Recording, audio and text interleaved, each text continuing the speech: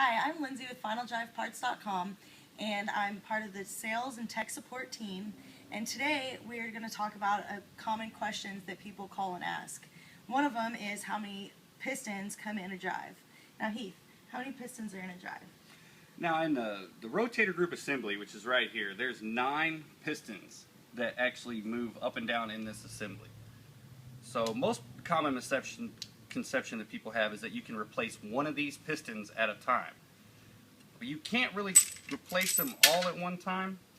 You have to replace them all at one time, not one at a time, because all of them wear evenly across the piston head here. So if there's damage to one, there's going to be slight damage to all 9 of them. So you want to replace them in a set. Also, is if you have damage to your piston heads, most likely you're going to have damage to your swash plate, which is this angular plate here, which these piston heads ride against. And then also, if you might have some damage to your valve plate too, which this is a valve plate here, which rides underneath the hydraulic piston block like this. As you can see, this one has wear on one side of it. Because of damaged piston heads itself, caused this one to wear sideways, which then wore this side out. So now we have too much blow-by or K-strain. So replacing this and this new set of piston heads and resurfacing the swash plate will correct the hydraulic problem that this drive is having. Also, since we do have these open for an inspection, I thought I'd just give you a little look here on what's actually on the inside of this drive.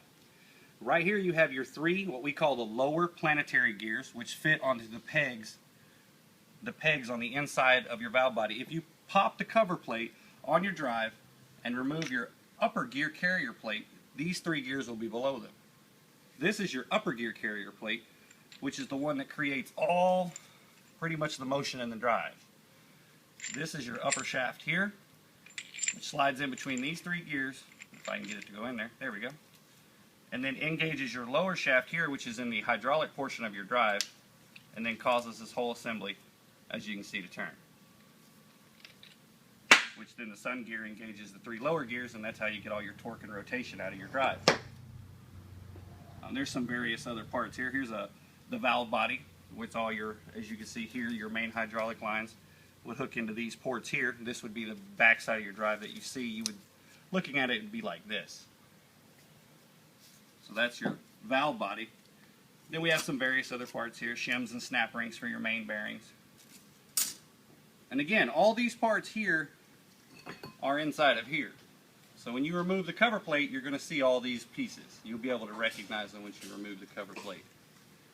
And this is the inner hub on your drive. This is where your main bearings ride, your face seals sit here, all your hydraulic components go in this side of the drive. So that's about just a general reference on what's inside a hydraulic final drive. And if you have any questions or comments, please contact us at 1-888-9-FINALS or click the link below. Again,